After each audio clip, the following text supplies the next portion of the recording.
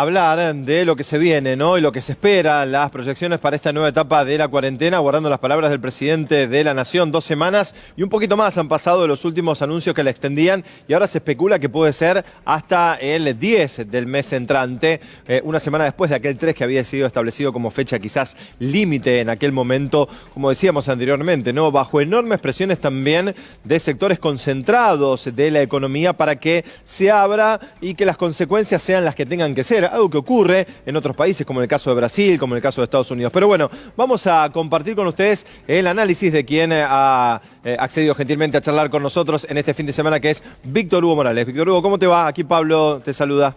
Pablo, Abigail, un abrazo grande, placer estar en contacto.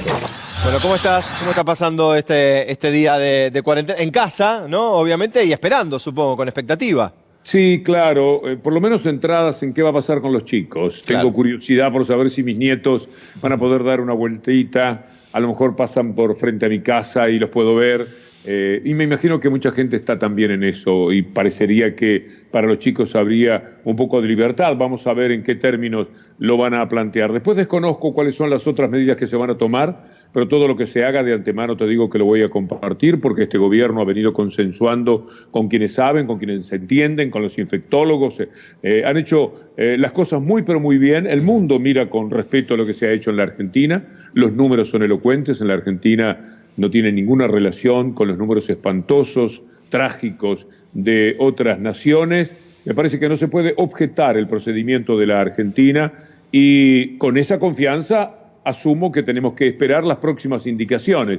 De eso se trata, Pablo. Sí, y además estabas hablando, decís, de otros números, ¿no? Estaba mirando números actualizados de lo que ocurre en Brasil, tan cerca nuestro, ¿no? Y de este lado del continente. Son más de 57.000 personas las que han contraído la enfermedad y esta situación crítica que yo comentaba hace un rato, que ya se viene generando lo que ha pasado en otros países del mundo, tener que elegir a quién brindarle asistencia respiratoria y a quién no, ¿no? Algo que aquí se ha tratado de evitar desde el comienzo y que por suerte viene dando hasta el momento un sistema de salud que está holgado, ¿no? Para poder recibir un pico de la pandemia. Sí, solamente queda la experiencia de cuando se llegue al pico, en determinado momento, se supone fin de mayo, principio de junio, que efectivamente la resistencia del sistema de salud sea óptima, se están haciendo hospitales modulares, se está trabajando francamente muy bien, no hay objeciones posibles, cualquiera sea la ideología, para lo que el gobierno está intentando. Y además hay mucho decoro en cuanto a cómo se han comportado en la relación con los gobernadores. Mirá lo de Bolsonaro con los gobernadores en Brasil, un escándalo. Lo de Trump con los gobernadores en los Estados Unidos, también, porque han discutido muchísimo entre darle preeminencia a la economía y no atender como se debe la salud, lo cual es un disparate, una cosa muy inhumana, absolutamente inadmisible. Y porque además no es verdad, porque todos los países que dijeron nosotros vamos a ocuparnos de la economía, les fue muy mal y todos han tenido que recurrir a ayudar a la gente, etcétera, como está sucediendo en la Argentina. No hay ningún elemento de la discusión o del debate, Pablo, que tengamos en estos días que pueda darle razón a cualquier otra postura que no sea la de la Argentina. Los países que se han comportado mejor, que tienen mejores números, que además son gobernados por mujeres, Noruega, Islandia, Finlandia, Dinamarca, Nueva Zelanda, Alemania y la Argentina, gobernadas por un hombre, han tenido los mejores datos que existen tanto en América Latina como en el resto del mundo para lo que ha sido el control de la pandemia. Por lo tanto, cuanto tenemos que hacer, me parece, la inteligencia, la sensibilidad obliga, es esperar las indicaciones y ver quiénes van a poder tener un poco de aire en esta situación que, por supuesto, es complicada, que a muchísima gente le ha acercado una honda preocupación, también en los aspectos económicos, por más que el gobierno ha estado muy atento a paliar los efectos de la pandemia de una manera muy inteligente y muy proactiva. Así que me parece que nada más saber qué es lo que va a decir ahora Alberto Fernández y ponernos en camino para obedecer. Te quería comentar algo de lo que ha ocurrido esta semana, donde ha firmado el ex presidente de la Nación, Alberto Fernández, este documento promovido por Vargas Llosa, donde aparecen diferentes referentes de la derecha sudamericana y hace referencia a nuestro país, habla de Cuba, de Nicaragua, bueno, ya sabemos, ¿no? Y en algún momento dice en España y la Argentina, dirigentes con un marcado sesgo, ¿no? Dice ideológico, pretenden utilizar las duras circunstancias para acaparar prerrogativas políticas y económicas que en otro contexto la ciudadanía rechazaría resueltamente. Eso ha sido firmado, es un pequeño fragmento, ¿no? Obviamente, de este documento, pero ha sido firmado por Patricia Bullrich, también, ¿no? La referente de la oposición, del PRO, y también por el expresidente de la Nación, el mismo que hace pocos días atrás había dicho que era más peligroso el populismo, ¿no?, que el coronavirus. ¿Qué opinas al respecto de esto que se ha conocido esta semana? Son poco inteligentes porque claramente el documento está hecho en la Argentina y se le pide a algún líder de otros países, de Uruguay, presidente que siempre han estado muy cerca de todo lo que llamamos el neoliberalismo, a Vargas Llosa, que es un amigo, pero si vos miras la lista aparecen muchísimos nombres argentinos de distintas actividades. Sí, claro. Es evidente que el documento fue pergeñado desde aquí como una manera macrista, es decir, siempre absurda, siempre tirando casi a lo estúpido, a lo que no se puede compartir de ninguna manera, para enfrentar a este gobierno, porque además están molestos con su propia gente, porque hay algunos de ellos que han tenido una relación cordial, no puede ser de otra manera, sí, claro, con el gobierno que preside Alberto Fernández, y un poco también como rechazo a ese proceder de integrantes del PRO, Verbigracia Rodríguez Larreta y tantos otros. Ellos emiten este comunicado que no tiene ni pies ni cabeza, que es un verdadero disparate, y para el que no tienen además la mínima autoridad, que pueda hablar Macri cuando estamos hablando de salud, un hombre que devastó el sistema de salud, que le quitó presupuesto, que le sacó el rango de ministerio para convertirlo en una secretaría, que no atendió las necesidades de las vacunas en el país, que no terminó junto con María Eugenia Vidal en la decisión los hospitales que estaban, había 13 hospitales en el país que nada más había que ponerles en funcionamiento, cortar la cinta y ponerse a activar, y esos decían no más hospitales de ninguna manera, lo decía, está grabado, lo hemos mostrado en algunos espacios de C5N, concretamente en mi columna. No tienen la mínima autoridad, ni moral, ni política, como para hacer lo que han hecho. El documento es algo salido de la Argentina, en lo cual se le pidió el apoyo a personajes del más rancio neoliberalismo como Vargas Llosa, un hombre que también tiene su historia y que hace bien en pertenecer a los sectores de la derecha, donde por ejemplo los Panama Papers es una cosa que ellos pretenden que sea bien visto. Vargas Llosa es un hombre que pocos días antes de recibir el premio Nobel se retiró de los Panama Papers, salió de los negocios que tenía con Panama Papers, con lo cual él sabía perfectamente qué era lo que eso significaba. Todos están metidos en alguna historia fraudulenta, o por lo menos casi todos, y ni hablar de los protagonistas de la Argentina que han trabajado en esto. Por ahí está el hombre fuerte de un laboratorio nacional, sí, claro, que ha determinado que en los tiempos de Macri los remedios costaran 450% más que lo que costaban en el 2015, es decir, que han hecho ganancias aterradoras, siempre en detrimento de las posibilidades de la gente. Tampoco tiene autoridad moral como para salir a filmar algo que, cuando vos lo analizás, no tiene ni pies ni cabeza. Es un proceder político confrontativo con el gobierno, pero que no tiene el mínimo sustento. No, yo no había reparado en esta cuestión que tiene que ver con ser promovido desde nuestro país, pero ya que lo mencionás, tiene que ver quizás con aquellos mismos sectores que ahora ven que quizás pueden tocarle un cachito de esas ganancias privilegiadas que han tenido a lo largo de los años, ahora que puede prosperar en las cámaras el avance sobre este impuesto extraordinario, esas grandes fortunas, grandes riquezas personales que en su mayoría además están fuera del país, hay que decirlo. ¿Puede tener que ver también con este mismo sector?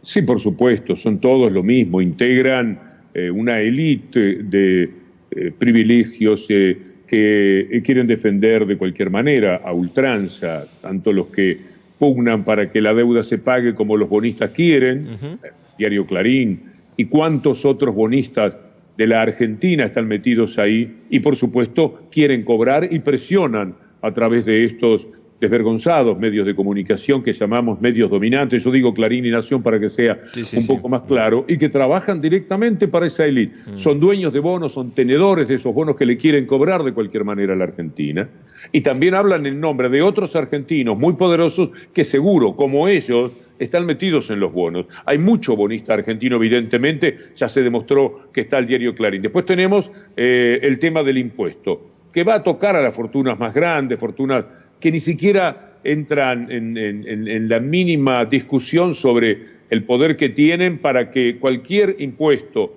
del 1%, es decir, cualquier suma que signifique el impuesto del 1%, les pueda significar el mínimo problema. Son egoísmos que se tienen, porque el dinero tiene mucha aceptación como valor único en la vida de mucha gente, pero también por cuestiones ideológicas, porque entienden que son derechos adquiridos dentro de un modelo que es una desgracia para el mundo, pero que a ellos los ha favorecido y con lo que les ha ido muy bien. O sea que cuando hablamos del impuesto a las grandes fortunas y todas las trabas que pone la gente del PRO para reunirse, para hacer la teleconferencia que permita llegar a una conclusión con la ley. Cuando hablan de la deuda que hay que pagar, cuando apuran al gobierno, cuando dicen que la deuda tuvo una propuesta hostil, agresiva, todos estos términos que han utilizado lenguaje de mercado y la Nación, y cuando aparece este documento son todos los mismos. Claro. Es la misma gente de mucho poder real que nos alerta, por otra parte, de cuánto hay que luchar. El poder político siempre es insuficiente si no hay un poder ciudadano detrás,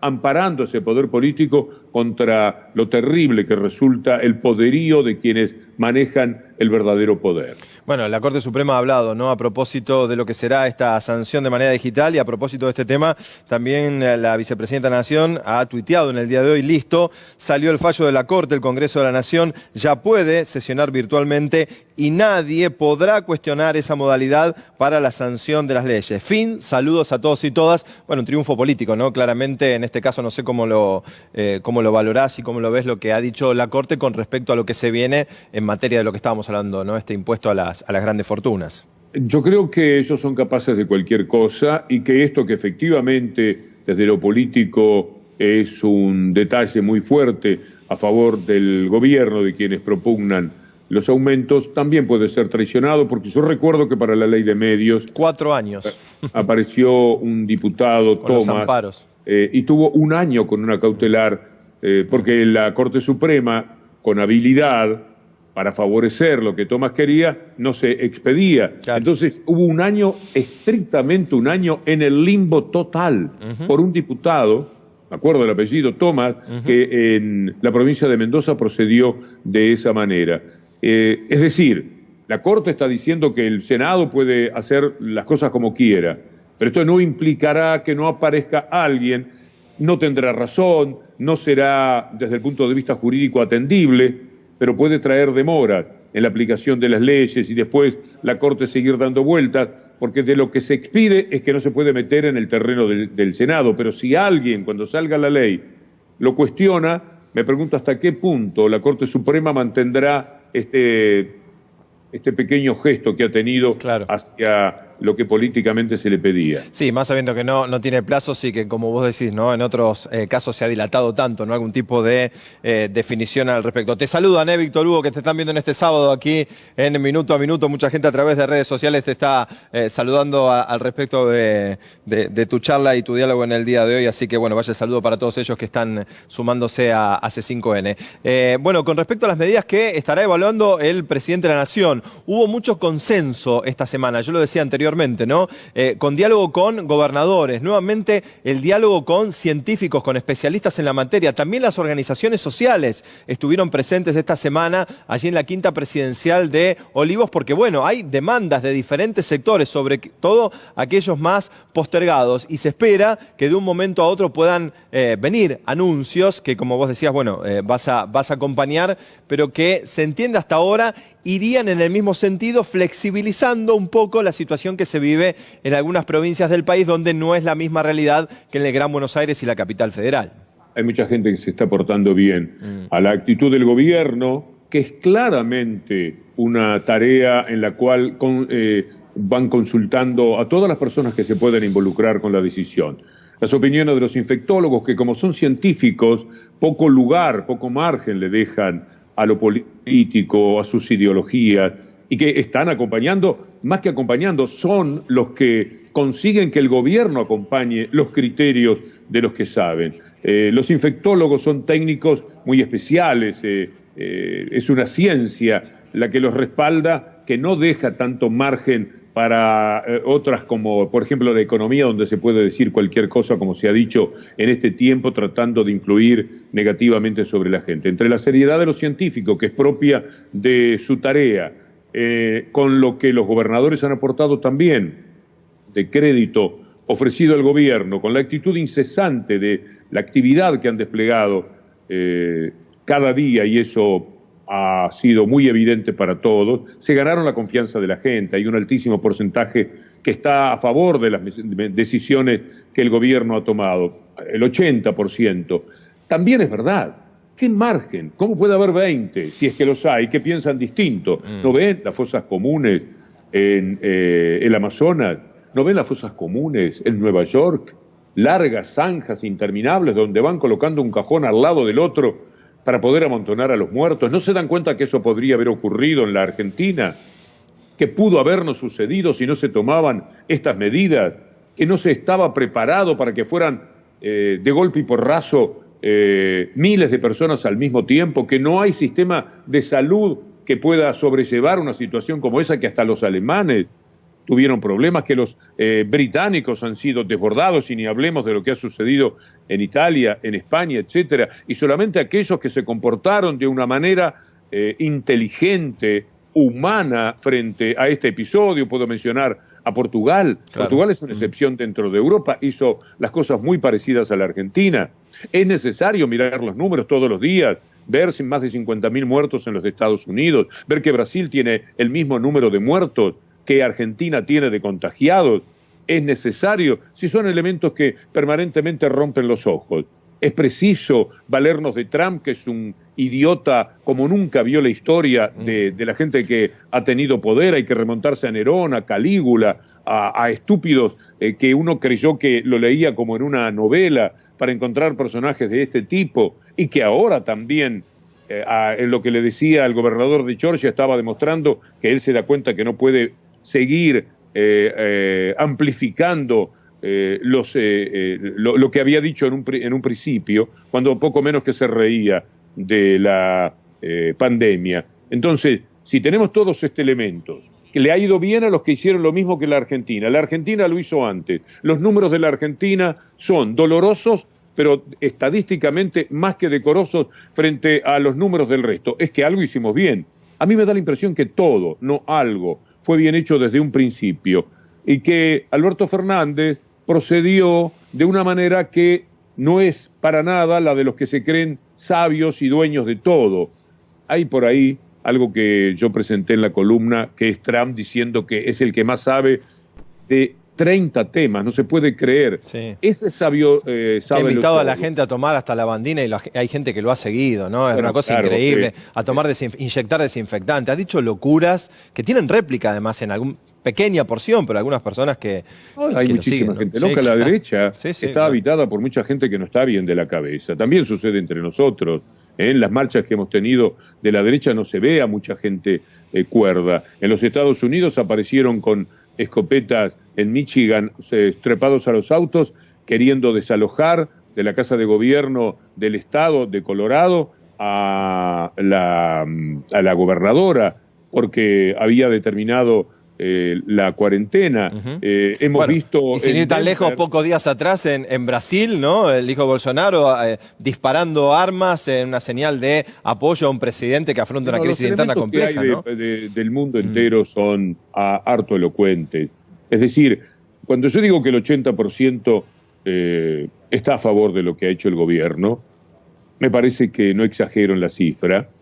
De todas maneras, me pregunto cómo puede haber alguien que a lo Macri, a los Vargas Llosa, se juegue contra esto.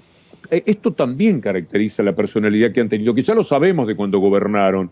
Quiénes son Macri, Patricia Bullrich, algunos empresarios que siempre están en la gran ventaja que el neoliberalismo le da, y esos carcamanes del mundo que se mueven, expresidentes, Vargas Llosa, etcétera, a favor de ideas que como nunca están acechadas por el espanto que han provocado. El capitalismo ha sido un horror desde siempre, pero nunca había tenido que confrontar con una realidad como la que está planteando ahora esta pandemia, en la cual todas las caretas del neoliberalismo se cayeron. También es por eso que salen a dar esta pelea que da vergüenza ajena, como esa que sentía la experta en cuestiones sanitarias, a la que Trump le preguntaba qué le parecía lo de usar un desinfectante en los pulmones, y la mujer tenía tanta, pero tanta vergüenza que no sabía qué decir, no sabía cómo proceder. Una cara de estupor para tener que contestarle adelante de todos los medios al presidente de la Nación semejante locura, ¿no? Ahora, pensaba también, por lo que hablábamos recién, para todo lo que está haciendo el gobierno nacional, esta asistencia a empresas con el pago de sueldos, se acaba de duplicar la asistencia a la tarjeta alimentaria que había sido lanzada con tanto esfuerzo por el ministro en aquel momento Daniel Arroyo, que se iba entregando cuando todavía no pensábamos que la pandemia podía golpearnos de esa manera en un país realmente muy, pero muy golpeado y con muchísimos problemas a nivel de asistencia, principalmente alimentaria. Para todo eso, para la asistencia en cuestiones de salud, para traer los elementos que hacen falta para los hospitales, para todo hace falta dinero, hace falta recursos, ¿no? Plata en un país que está muy complicado. Este impuesto de emergencia, uno piensa e imagina que si se sesiona va a llegar muy pronto, pero no es tan así, y sin pensar en la batalla judicial más allá del aval que tiene que ver esta luz, ¿no?, de esperanza que abre la Suprema Corte de Justicia. Los tiempos son largos. Un colega mío, Carlos Almenara, usó una frase que a mí me gusta: la derecha se cansó, ya no necesita o ya no lo cree imprescindible el ropaje de liberales democráticos con el que siempre estuvieron remando. República, democracia, ya no les importa nada. Han perdido en todos lados, han perdido un poco la cordura, podría decirse también, pero todos los valores que propugnaban y que podían tener algún sentido, aunque fueran promotores de un mundo tan desigual como el que tienen, todo eso lo dejaron de lado. En este momento son patéticos en todo lo que hacen.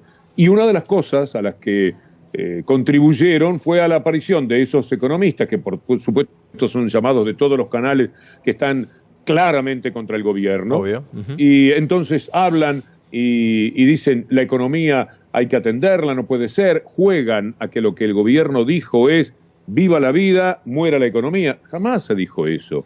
Insuflar 850.000 millones de pesos a la economía es poner ese dinero en el bolsillo de la gente, es no permitir que la economía se muera. Porque mientras hay consumo, una de las actividades económicas está siendo respaldada por parte del gobierno, que es la que tiene que ver con el consumo, el dinero en el bolsillo de la gente. Y qué contradicción, ¿no? Tiene que ver con la economía. Entonces, cuando ellos dicen, matan a la economía, no nos vamos a morir de coronavirus, pero vamos a morir de otra cosa, están jugando con la insensibilidad que pueda tener alguna gente a lo que ellos recurren intelectualmente para establecer ese sentido común de la derecha.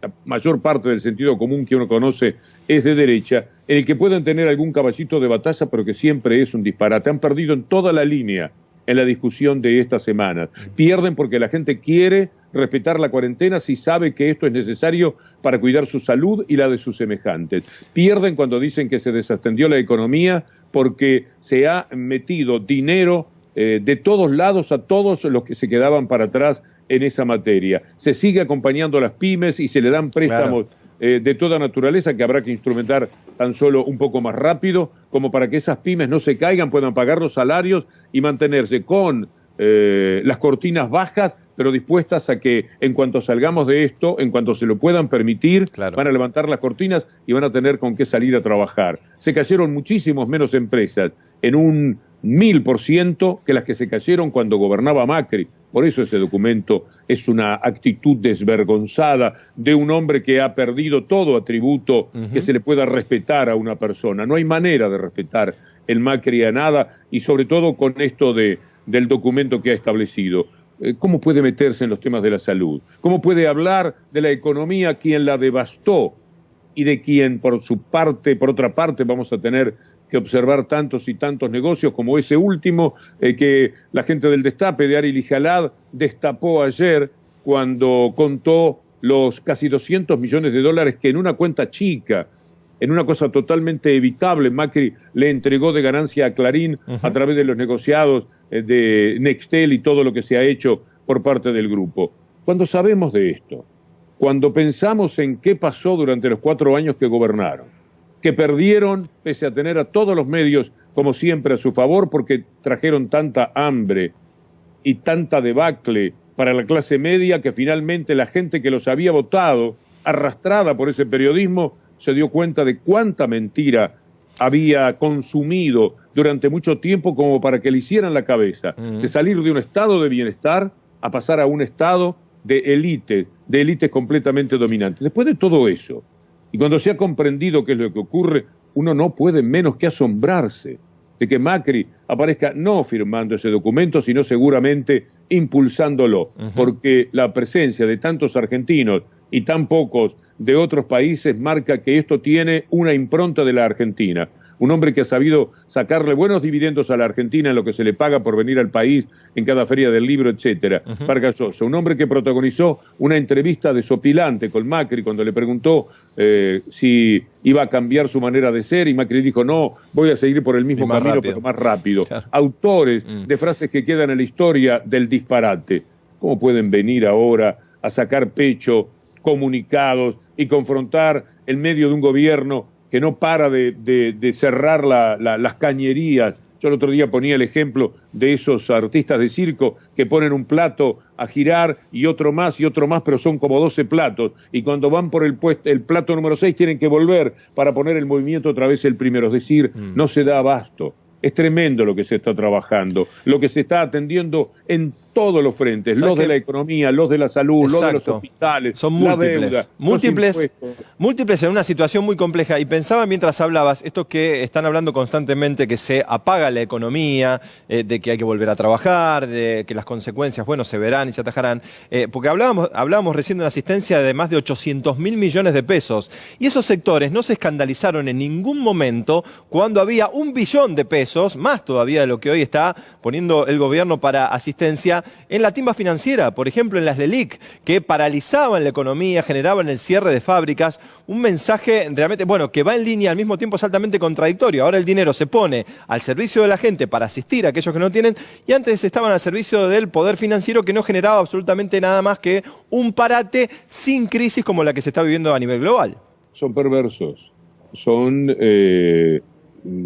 recurrentes a la mentira, a disfrazar sus actividades y encima ser críticos del otro. Como bien mencionás, las LEVAC, las LELIC, sobre todo las LEVAC, promovieron una derrota económica atroz, ¿no?, para la Argentina, cuya cifra, intuyo, no la tengo a la mano en este momento, es superior a lo que el gobierno ahora, en este tiempo de pandemia, este gobierno ha destinado para la gente. Eso se lo destinaban a la timba financiera, de los que y Macri llegó a decir, mejoraron las inversiones que habían mejorado, eran las de los tipos, los fondos de bonistas y demás que venían, se metían en las LEVAC, hacían una gran diferencia, compraban dólar y luego veían qué les convenía más, dólar o LEVAC, seguían apostando a la LEVAC, estuvieron muchísimo tiempo en ese juego. Y es increíble lo que el país ha perdido. Y ni hablar de lo de la fuga de capitales. No quisiera entrar en lo recurrente del análisis que hemos hecho durante tanto tiempo de lo que fue el gobierno de las corporaciones a cargo de Macri. Pero que las consecuencias se arrastran hasta hoy. Pablo, necesariamente, cuando ellos se animan, tienen el tupé, el descaro, el desenfado, la desfachatez. Prat Guy estos días, ¿no?, dando cátedra. Sí, de aparecer con ese comunicado preocupándose por un mundo que ellos mismos, con el neoliberalismo, han devastado en lo internacional y también aquí en la Argentina. Víctor Hugo, mientras te veía allí también en la comodidad de tu casa, pensaba, porque vos sos una persona muy activa también en cuanto a lo que es el teatro, las salidas habituales a disfrutar de diferentes obras a las que te invitan constantemente, y en estos días no se puede. ¿Cómo te las arreglás también? ¿Tenés la posibilidad de seguir algunos a través de internet, que hay obras y hay apuestas que se están tratando de generar para agilizar un poco un mercado que, bueno, claramente está paralizado por motivos de la cuarentena? ¿Cómo las llevas en ese sentido? Muy bien, muy bien. Hago la escapadita para hacer la columna, porque desde mi casa realmente era imposible, y los periodistas somos una de las actividades que se pueden desarrollar. El resto del tiempo, cuarentena a full, permanentemente. Y bien, hay mucho libro, hay mucha actividad de lectura, escribo, he terminado algunas cosas. que por pudor todavía no quiero comentar. Terminé un libro que será publicado otro más, en cuanto sea posible, en cuanto valga la pena publicar un libro que tiene que ver también con la batalla de información que vivimos llevando a cabo, porque para mí el escenario más fuerte de la lucha está dado hoy día en la lucha de las ideologías, hasta en la lucha de clases, está dada en la calidad de información que recibe la gente, la muy mala información, el periodismo de guerra, como decía Clarín, el periodismo basura, como lo decimos nosotros a lo que ellos llamaban periodismo de guerra, la fake news, el lawfare, todo lo que han hecho que es algo tan desprovisto de valores en estos últimos años, bueno, todo eso me parece que es un material precioso para tenerlo en cuenta, y he terminado un libro con un amigo, Alberto Mar, que me parece va a ser de los más interesantes en esto de la batalla por la información. Esa es la que nosotros estamos ahora dando un pequeño capítulo, un modesto capítulo con esta conversación o con cualquier oportunidad que uno pueda tener a través de los medios. Yo siento a C5N como una herramienta interesante, poderosa en cierto sentido, como para que podamos dar esa batalla. De otra manera, estaríamos dominados por la constante mentira de los medios hegemónicos que mienten, además, ya no solo por una cuestión ideológica, sino por una cuestión de intereses que están a la vista, están sobre la mesa. ¿Cuánto consiguieron llevarse en estos años aciagos de la Argentina? Hay diferentes sectores. Después quiero volver un cachito sobre la Suprema Corte de Justicia y esto que se ha conocido ahora y las palabras ¿Están seguros que no está por hablarse Alberto Fernández? Estamos atentos, pero como estamos muy bien, vos entenderás al respecto, por eso seguimos también charlando. Pero bueno, quería preguntarte, porque hay sectores que entienden que después de lo que ocurrió, ahora hablan de un Boris Johnson que después de haber estado cerca de la muerte empieza a ser una persona más moderada, no tan liberal, más volcado a cuestiones sociales, ¿no? Estas ilusiones que muchas veces tiene el mundo. Sí, ¿Crees que realmente va a generar un cambio a nivel global esta crisis que se ha vivido, que ha alcanzado a todos los sectores? ¿Sos tan optimista en ese sentido o sos un poco más incrédulo como yo? Pero no se lleven por lo que yo digo. Yo pertenezco al grupo de los escépticos. Cuando fue la gran crisis, en el mismo club, me anoto.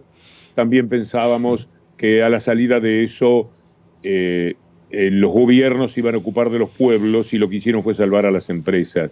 Y las empresas siguieron muy fuertes, se recuperaron, y los pueblos nunca de esa debacle. Los que se quedaron sin su casa en España, en Estados Unidos, en cualquier sitio, nunca más volvieron a lo que tenían. Si vos miras ahora, esta crisis al trabajador lo deja con unos pesos menos, por más que el gobierno le ponga dinero en el bolsillo. O que trata de proteger el empleo. Pero Roca no ha perdido nada, no quiere perder ni siquiera el 1% de su inmensa fortuna. Sus 8.000 millones de dólares que dicen que tiene están intactos. Y hoy esos 8.000 millones de dólares que cotizados a 60 tenían un valor, hoy cotizan a 120, no paran de ganar, no paran de tener un inmenso poder. Y con ese poder tienen a los medios, que también son como ellos, y con la cuota parte de C5N, ¿qué vas a hacer? Contra los canales de ellos, que son prácticamente casi todos los otros, ¿qué podés hacer? Contra todos los diarios que van a seguir culturizando. A la salida de esto, vendrá un tiempo en el que habrá que luchar por lo que el gobierno hizo para mantener el Estado presente. Y van a decir que imprimió moneda. ¿Y qué otra cosa se hace? Claro. ¿Qué es lo que está haciendo Estados Unidos cuando Trump no ha tenido más remedio que ponerle también dinero en el bolsillo a los trabajadores de los más de 20 millones desocupadas, ¿no? Récord absoluto que ha tenido, desprotegidos totalmente, ¿no? Y el otro día se sacaba cuenta en la Argentina, un colega, Edgardo Rovira, entregó una cifra que te levanta el ánimo. 6.000 personas perdieron el trabajo y tuvieron una rebaja en sus salarios 200.000 personas. Allá, donde es muy fácil dejar a la gente sin trabajo, algo que también debería invitar a la reflexión, para mí es un tema formidable. Allá dejaron a 22 millones de personas. Tendríamos que preguntarnos en la Argentina, ¿cómo es que acá es tan difícil echar a la gente? Bueno, ahora tenemos además un DNU, lo primero que se hizo, DNU, para que no echaran a la gente con toda la facilidad que tiene en Estados Unidos. Allá, yo lo he contado más de una vez en la columna, cuando te echan, vos llegás a tu trabajo, te dicen está despedido, y la persona toma una cajita, pone sus cosas, abre el cajón y pone todo adentro y sale caminando entre los que todavía se quedan trabajando sin ningún tipo de derechos. 22 millones de personas dejaron sin trabajo en 3 semanas. Es una cosa inimaginable para nosotros, donde ni siquiera la bestia neoliberal de Macri consiguió hacer semejante daño. Dejó a muchísima gente, a cientos de miles, sin trabajo, pero no se llegó a que hubiera una desocupación del 30%, como ocurrió a la salida de los años 90. Porque aquí hay derechos, los trabajadores tienen derechos, y de vez en cuando aparecen gobiernos que los refuerzan, como el presente. Algunos los debilitan, como el anterior, pero aún debilitados, no fue tan fácil echar a los trabajadores. Aquí se da pelea, se da batalla, están los sindicatos, están los líderes sindicales peleando por su gente. Algunos son excelentes, otros no tantos, algunos son muy bien vistos, otros no tanto, pero hay un poder sindical formidable. Uno no sabe discutir por uno. Ojalá uno tuviera, cuando va a discutir con los directivos de C5N, alguien que lo representara. Uno se defiende a sí mismo en ciertas actividades, pero qué lindo es cuando, y esto me ha pasado 1000 veces, por eso siempre estamos del lado del laburante, cuando el delegado de la radio o del canal va a hablar con la patronal para defender nuestros derechos. Estamos esperando que venga el delegado, porque hay un sindicato que nos nuclea. Bueno, todo esto también debería ser un motivo de reflexión. Pasará inadvertido. A mí me gusta verlo porque el tema del desempleo siempre ha sido algo que me ha impactado fuertemente. Tengo un libro que adoro, creo que es mi mejor contribución, que se llama Un grito en el desierto, escrito en los años de oro del menemismo, allá por el 96, 97, porque el trabajo, que es un eje tan importante de la vida, cuando te quitan poco menos que la vida. Y aquí bueno, la lo vivíamos fortaleza... el año pasado con los cierres de las fábricas, ¿no? Lo que nos decían. Recuerdo alguna vez cuando hemos charlado con aquel trabajador de Ansabo, ¿te acordás de la papelera? Dice, me quitaron la dignidad, me quitaron la posibilidad de... ¿Qué hago cuando no cobre la quincena? De poder llevarle el alimento a mi familia. Recuerdo ese trabajador llorando que alguna vez creo que compartimos al aire en alguna de las tardes en aquel momento, ¿no? Es tan Pero cierto. De todas maneras, cuando el negocio se viene totalmente abajo y 25, 30 mil pymes se quedan sin poder mantener la actividad, ahí tenés un montón de gente que de una manera o de otra se quedó sin trabajo porque el trabajo no está. Víctor Hugo. Se puede defender el trabajo que está la fábrica, está ahí y me echaron, voy con mis compañeros a pedir por lo mío. Pero cuando la fábrica cesa, cuando no está más y cuando no la gente no tiene la posibilidad de entrar en una maravilla del ciclo pasado de gobierno del que fue hasta el 2015, de las empresas recuperadas, que permitió que miles y miles de trabajadores que hubieran quedado en la calle pudieran mantenerse en alguna actividad. Pero no estamos yendo para el lado del trabajo y demás, quizás yo llevado un poco por lo que me importa defender de este momento, y por la indignación que me provoca ese documento. Yo no puedo creer que Macri se anime, después de lo devastadora que fue su gestión, después de dejar tierra arrasada,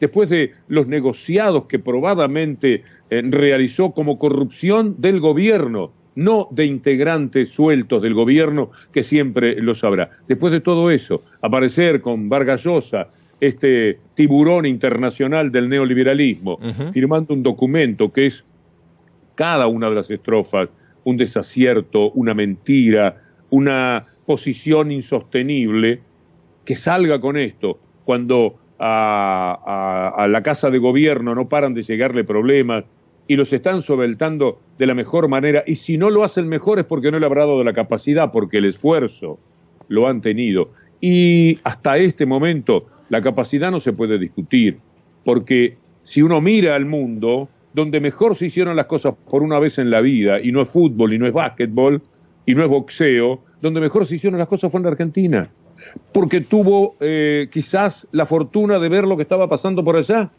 y ante eso decidieron llamar a todos los que pueden opinar y saben, y entre todos consiguieron un consenso muy atinado para que hiciéramos todo lo que se ha hecho. Y al mismo tiempo, tengo entendido, tuve un reportaje con Eduardo Valdés en el que al cabo me explicaba que el día en que tenía que tomar la primera decisión Alberto Fernández, no solamente estaban los infectólogos y todos los que tienen que ver en el mundo de la medicina con esos temas, sino que estaban también los economistas sacando cuentas sobre lo que el parate le iba a costar al país y qué podían hacer. O sea, no han ido improvisando. Víctor Si Hugo, se va haciendo poco a poco es porque tienen que ir atendiendo los reclamos sin que sean una ola.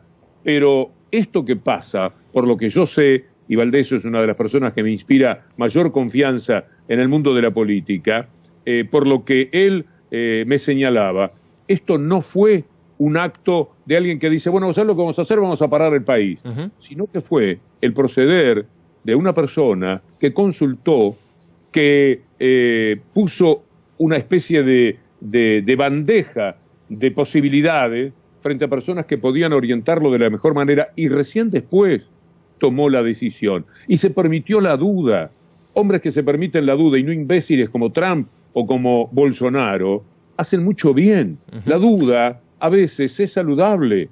Todos tenemos el derecho a la duda, pero además tenemos que permitírnoslo, porque hay gente que cree que dudar es una debilidad. Dudar puede ser también una demostración de grandeza. Y esto es lo que se ha tenido por parte de Alberto Fernández, que ha ido caminando sobre las piedras, poniendo el pie, afirmándose. Yo creo que ha procedido muy bien y que el respeto que hay en el mundo es merecido y que tendrá que seguramente anunciar ahora, Pablo, cosas que sean coherentes con lo que ha ocurrido, porque el empujón que dan los empresarios, los medios de comunicación, los economistas de la élite, claramente favorecedores de otra corriente de opinión, ha sido muy grande, ha sido brutal. Está claro. Todos los días, Clarín y Nación, a veces con sutileza, pero a veces directamente, preguntándose ¿y qué vamos a hacer con la economía? ¿Y qué pasa? ¿Y cuando volvemos a la actividad? ¿Y cuando vuelven los chicos? ¿Y cuando vuelve esto? ¿Y cuando vuelve lo otro? Podrían enloquecerte si vos no tenés conciencia del lugar que ocupás, de la fortaleza que tenés que tener, de la mucha moral que debe recurrir y sentido hasta ético de la persona para, con el acuerdo de aquellos en los que se acostumbró a confiar, tomar una decisión que todos sabemos será cuarentena, en los términos casi que tenemos hasta ahora, hasta el 11 de mayo. Perdón, ¿Francia tiene una economía poderosa? ¿Francia tiene industria poderosa? Francia está parada prácticamente hasta el 11 de mayo. Claro. Todos los países han tenido que parar su economía. Sí, a la fuerza, ¿no? Muchísimo, en los términos en los que los economistas hablan. Víctor Hugo, lo último que te pregunto, y agradeciéndote por tu tiempo, si podemos hacer nuevamente un resumen de lo que hablábamos anteriormente con respecto a la decisión de la Suprema Corte de Justicia, esto que si bien hubo un rechazo, hay un aval a las sesiones virtuales y lo que comentábamos, ¿no?, anteriormente, que esto puede venirse en los próximos días, pero hay que estar atento igual a todo lo que puede ocurrir, nos decías anteriormente. Sí, lo que ha dicho la Suprema Corte es que el Senado tiene autonomía, tiene sus propios reglamentos. Hay un reglamento, número 30 de estos temas, que dice muy claramente que se puede reunir también en tiempos que no sean los normales, de la forma en que se quiere convocar a los legisladores para tratar el impuesto. Por lo tanto, si la Corte luego es coherente, cosa no garantizable con personajes, ahí está ese Rosenkrantz, que es una bestia jurídica inaceptable, un representante de las corporaciones, alguien que mandó Manieto directamente a poner en la Corte y que se quedó con la presidencia y es el único que votó en disidencia. Los otros 4 fueron los que decidieron votar para que el voto de el acuerdo de la Corte Suprema fuera: el Senado tiene derecho a hacer lo que le parezca, pero ya se ha hecho con esos derechos algo igual. Así que yo me permito tener un pequeño miedo. Eso sí, si después la Corte, frente a cualquiera que quiera establecer una trampa jurídica, demora en responder o responde que la ley que se vote no tiene validez, estaremos frente a la mayor osadía de la historia. Y esta Corte, que ha tenido muchas, la del 2x1, lo que demoró en la constitucionalidad de la ley de medios, la trampa que hizo cuando dio la constitucionalidad, pero en el voto de Lorenzetti, en el vientre estaba el guiño para que Clarín no cumpliese nunca con una ley que era de las mejores leyes de la historia del país, no por lo que decía, sino por cómo se había realizado esa ley. Trabajado. Fue tan discutida, tan consensuada, consensuada en todo el país. Televisión, por si veo de pronto a Olivos. No, estamos atentos, estamos atentos. Así que, por ahora bien, por ahora es un éxito que las cosas se pueden hacer de esta manera. Los peligros están, porque ellos son capaces de cualquier cosa. Los firmantes de ese comunicado, la gente que sigue a Macri, la gente que obedece permanentemente a Clarín, los ridículos que, como Negri, dijeron hace 3 semanas que estaba bien reunirse pero ahora no. por teleconferencia. De manera virtual, sí. De manera virtual, no me salía. Y que ahora dicen, no, tenemos que ir al Congreso, podemos ir al Congreso. Y algunos que dicen que está cerrado. O personajes como Suárez Lastra, que el otro día en la discusión con Pablo Dugan decía que estaba cerrado. Él pensaba que el Congreso estaba cerrado, que una cosa inadmisible, que jueguen de esa forma ese tipo de personajes, de esa catadura. Un Negri que cuando vio a Scioli en la discusión de las jubilaciones de privilegio se paró como indignado, parecía un actor, qué sé yo, parecía un grande de la escena nacional, imitando además a Alfonsín en su manera de hablar. Ustedes se lo han buscado, ustedes hicieron trampa, no había ninguna trampa y se lo dijo después la justicia. Pero esos se levantaron y se fueron, porque así son, así consideran la República. Entonces, quiero redondear, de gente como esa, vos podés esperar cualquier cosa, que salga la ley y que aunque la Corte dijo que el Senado tenía derecho, traten de establecer algún impedimento y que después la Corte, esta infausta Corte que tiene la República, juegue, como jugó unos días con el pedido que había hecho Cristina Fernández de Kirchner, a no responder, a responder con una ambigüedad, a dejar que pase el tiempo, y el tiempo siempre es un enemigo de la justicia, porque cuando tarda demasiado no se parece tanto a la justicia que tenemos en el corazón. Bien, Víctor Hugo, te agradezco mucho este contacto con C5N, te hiciste una columna extra en el día de hoy. Buen fin de semana y esperamos la palabra del presidente. Abrazo grande. Abrazo. Hasta luego. Avi.